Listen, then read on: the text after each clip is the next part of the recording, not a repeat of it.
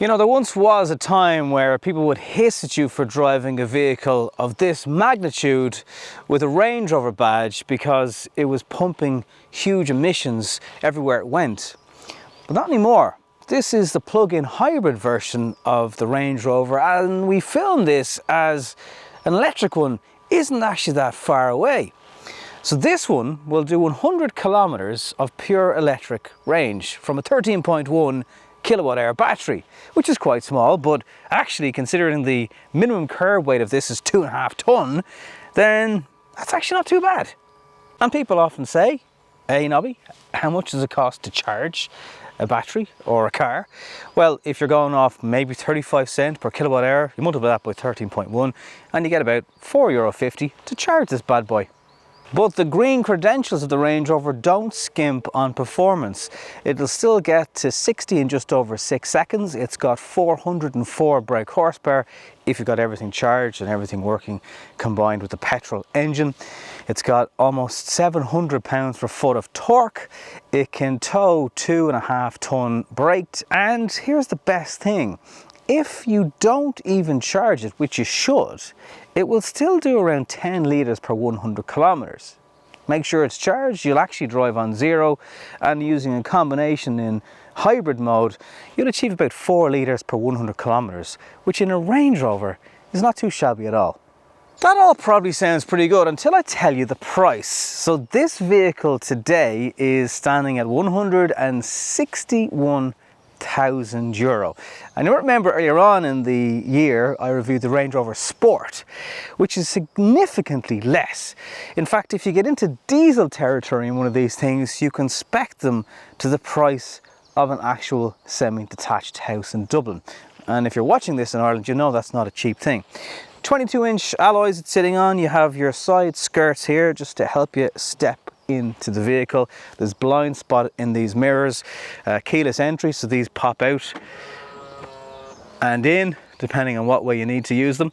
I'll tell you what, actually, comparatively speaking, the glass panoramic roof isn't expensive. It's €440 or thereabouts, and when you think of the price of the car in total, bargain. I'll get into all the settings a little bit later on in the video in terms of weighting and off-road settings that you can use this Range Rover for, because as pretty as it is and as immaculate as it looks, it's obviously a beast that's capable of an awful lot. Under here you have a little bulging bubble that will raise this part of the tailgate. Then you have a second button here that brings this down, so if you want to load pets, change your boots, if you're going hill walking, you can just sit up here. And then you also have buttons that can drop and raise the suspension, just like that. So there's an air suspension on board that will allow easy access. If you're trying to climb into it, you can raise that up, which makes all kinds of strange sounds, but it works wonderfully. There's a couple of buttons here that will also raise back the rear seats. You don't have to touch them. So I was feeling around for little hitches yesterday to drop the seats down. I was like, no, there's a button that will do that for you, sir. Relax. Probably sitting a bit high now, but you get the point. The boot is 503 litres in total and over 1,300 litres if you drop those rear seats, which, as I've just said, it really is easy to do. Not as easy to do is this parcel shelf. Like, it's very handy that it's kind of like an accordion, that you can just fold it up, but actually getting the width of it to fit into the car is quite difficult. And when I collected it, it was just thrown in the back, so obviously someone else just gave up the ghost with trying to sort that parcel shelf. But pretty usable boot.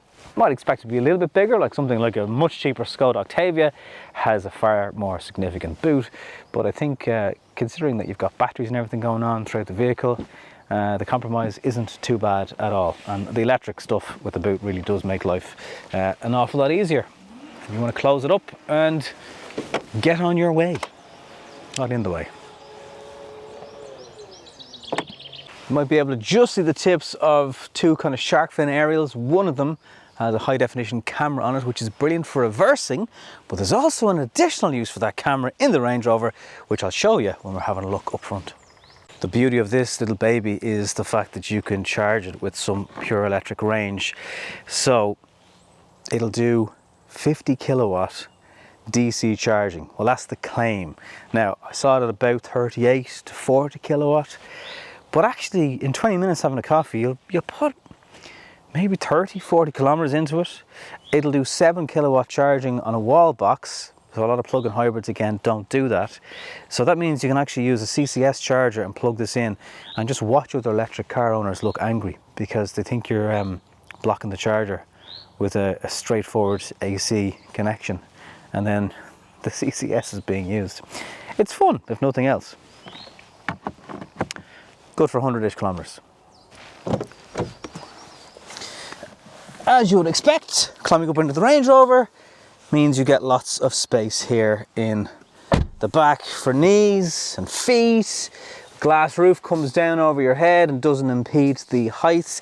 You can adjust the backs of these seats with a little kind of replica of the seats here, so you can adjust the angle of the seats, give you more comfort. They're heated, you get your own climate control, charging options down here, your own vents, your own armrest. The weight of that, you can kind of see throughout the cabin where the money goes, because again, that price is really quite expensive. So I would have kind of maybe liked to see some more charging options here. And strange enough, there's no access to the hatch here if you were skiing, because maybe people can afford Range Rovers, do a bit more skiing. You do, of course, get your ISOFIX seats, but like the leather quality here, I mean, we are in an age now where everything is vegan, everything. And maybe they have done that with this, but something else where they haven't. But it's very, very luxurious. You have flexible grab handles here. It knows what seat is being used here, so the light is on. You've got little holders for your expensive suits. They've thought of it all, man. Now, if you thought things were getting less fancy up front, well, of course not. It wouldn't make any sense, would it? You have this huge tablet screen that's floating in the center of the dash. That works beautifully.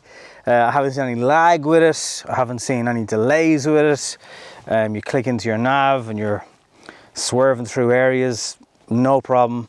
You can pre-set the car to charge in the mornings. You can set it to charge overnight when things might be cheaper. There's over-the-air updates in it. There's actually trying to do it at the moment with lots of little tweaks to it. You can talk to it and say that you're too cold, you'd like to go to this destination. You can set up keywords that will make all that work. And then you've got rotary dials for your climate. One thing that I did find was a little bit strange. So you got air-cooled seats on this model. I might have to start it up more, do I? So air-cooled seats, turn that on.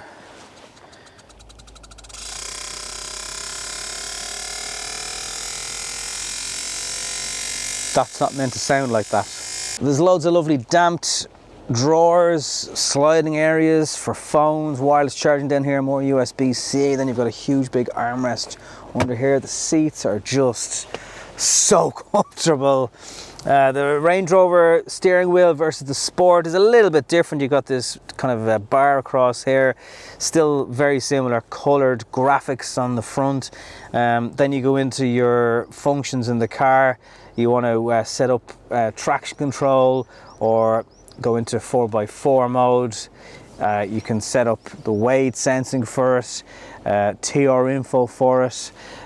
You can adjust different things, put on different locks, all very easy to do because you're just kind of using the touchscreen to use it. Then you've got camera angles that will help you if you are wading. You've got a built-in compass that will assist with that. And then the kind of more normal things you might expect in a car that cost this much, like the ambient lighting, you can change that into many, many different colors. You've got your EV mode, which will find chargers for you, help you set the preconditioning. You know, you could be in this menu for absolutely ages. You've got CarPlay. You can adjust the seats, as I was mentioning, in the back there. So you hit a button, you can unfold all the seats or not fold the seats.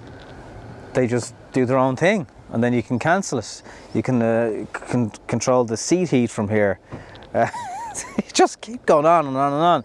There's a chauffeur mode for this seat, and then you also have this. So a rear view camera, a normal one with this button, then you flick it And that shark fin aerial I was telling you about earlier on, it gives you a high definition stabilized camera. Even at night time, the noise in it, which is kind of how grainy it gets, is not too bad at all.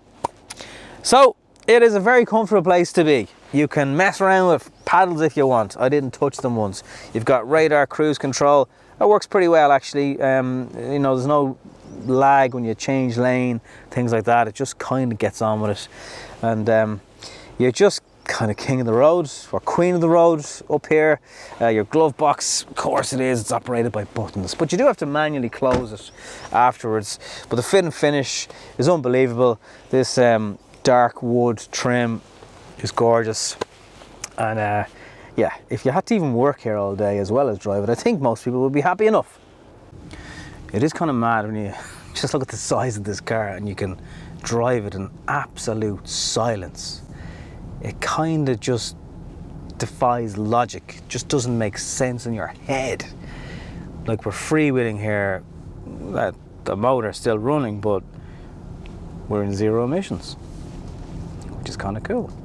And then you stand on the accelerator and that petrol engine comes into life, as does that lunge of weight that you just know is hurtling down a big hill, and you're conscious of it at all times. That said, there's still a level of handling that goes on in the Range Rover that again kind of defies logic, because just of how tall it is, the weight of it, you don't really expect it to go around corners the way it does. Now, don't get me wrong, it's not a sports car, but it's still pretty okay. I mean, if you've ever seen these kind of vehicles do sort of anti-ambush maneuvers on YouTube, you can see that, you know, they can actually do quite a lot of roll and still stay quite composed. Now, thankfully, no one is ambushing us here today, so everything is just fine. There's even an all right level of feedback in the steering. I mean, you have an idea certainly of what way your Range Rover is pointed. There's no doubt about that. It is a car that you just want to either be transported in or be behind the wheel of, and just kind of view it as, I'm getting somewhere in a very luxurious way. It's like the nicest hotel you've ever stayed in, except it has 4 wheels attached to it. You kind of understand, and that's the same for me. I've had this car for a week, I have to give it back. Nothing lasts forever, and that's a bit like the idea of staying in a really lovely hotel. You know you can't stay there for a month. Plant your foot though, it'll take a little while, but things get moving pretty quickly, and you know it's fairly intense then. There's a nice bit of a kind of a growl off the engine to let you know that you're not in battery mode anymore. Even turning in really tight corners like this, you feel like you're getting a huge level of assistance because there's rear steering at the back. So you look at your mirror and you'll see the edge of the circumference of the wheel just kind of protruding out the side of your mirror. That doesn't happen in most cars. Someone actually remarked to me that, isn't it quite strange, there's no PHEV, there's no big green badge, there's nothing on this car that sort of says, hey, I'm not as bad as I once was, you know. And obviously that's a conscious thing, but maybe they're missing a trick there, Land Rover, because maybe shouting about the fact that this car isn't as bad for the trees mightn't be a bad shout, especially if you're trying to bring this thing on a school run or go to Tesco to get the shopping, because you kind of do get just strange looks sometimes. I'd love to say I know what this car is capable of off-road. I mean, I've watched the same videos you probably have, well aware it's capable, but that's one thing that you just don't really get to do when you've borrowed the car for a week, is to take it up a glacier. Not that we have any, but you know what I mean. But I can sense if you wanted this for towing, for using in slippery conditions, it's not a vehicle that's exactly going to let you down. Problem with the full-on Range Rover is it's like wearing some really nice shoes and a nice dress. You're not really going to want to plough through a mucky field in them now, are you? Because it'll just be ruined. You've paid €700 extra for these more luxurious carpets. The last thing you want is a load of cow, you know what, mashed into them. There's definitely some times when you do feel it throwing its weight around, you know, if you suddenly change direction or something like that. You're aware of the chassis kind of takes control of it, and it works out fine in the end. If you're in the market for one of these, the thing is, there's really nothing else. Like, okay, a G-Wagon from Mercedes, go for an AMG, one of them, that's even more money. The Land Rover is kind of all out on its own. Yes, you've got things like the Volkswagen Touareg, and they are lovely, but they're just not a match for this kind of vehicle. I mean, it's so quiet. That's the bit that's it just defies your head. It's like, why is this thing not making more noise and just making more of a fuss about going about its business? And it doesn't. It's as refined to drive and well behaved as it looks. So it all kind of just works together, and you just get this sense of everything's there just to be nice. Nice. Because it's really nice. Obviously, it would be even nicer to go higher up the food chain in the petrol range that is offered by Land Rover. But you can't argue with the fact that this entire time I've been talking to you today while driving, we have achieved 3.8 litres per 100 kilometres. Now, a good chunk of that will be in battery mode because I've charged it, but it just kind of hammers home the point that it doesn't have to be the gas guzzler that the Range Rover was once kind of synonymous with. I'm suddenly trying to think of Irish footballers that could afford one of these. Robbie Keane, Shane Long, obviously Roy, Kelleher. There's plenty of them, but I'm just trying to think of a reason as to why even they would need to go spend the extra when the plug-in hybrid is just fine. And in the time that those footballers are training, be it on the pitch or in an ITV studio, they'd come out and the car would be fully charged and they'd be doing their bit for the environment, giving something back, if you will. For the rest of us, mere mortals who might just have to dream about a car like this, take my word for it. It's absolutely beautiful, inside and out. Beauty is skin deep, but this kind of goes further because you know, at the heart of this Range Rover, it's doing the best it can for the environment. I've driven quite extensively in this car this week, including a trip down to Cork and back. I wasn't necessarily tired when I got home. The radar did most of it, you know, the steering did most of the steering. I was just kind of a byproduct, just occupying this very comfortable seat, but it did the job very, very well. And I'd happily do it again, really. So is it good? Oh, it's very, very good. It's very, very amazing. Excellent indeed. My last thought today really is the Range Rover still the Swiss Army knife of off-road vehicles that can do everything off and do everything on? That's absolutely still the case. And now, actually, weirdly, it's more affordable than ever to run, whether it comes to motor tax or putting petrol or energy battery into the vehicle. Yeah, you just get over the price of it. The Range Rover, what is there to say? It does everything it's intended to do. It does it with ease, it does it with luxury and comfort and pure sophistication. It is one of those cars that if you won the lotto, you'd have to have one in the garage. That said, maybe you just hate the size of vehicle. I mean, they are not as common on the roads perhaps anymore. And the thing is, years down the line, people will be able to buy these fifth hand, whatever. That market is going to be reduced as well. So we actually need people like you watching with loads of money to keep buying these, to make sure that down the line people can afford to buy these and also say they have a Range Rover. So the price tag is crazy, there is no doubt. It is fascinating to see how with relatively cool technology in terms of plug-in hybrids working with a petrol engine, how efficient you can still run a car of this size. In the past, you'd have to get a diesel just to run it, to try and have some level of affordability. The plug-in hybrid has turned it on its head and made a petrol Range Rover something you can actually live with, charge at night and run pretty cheaply.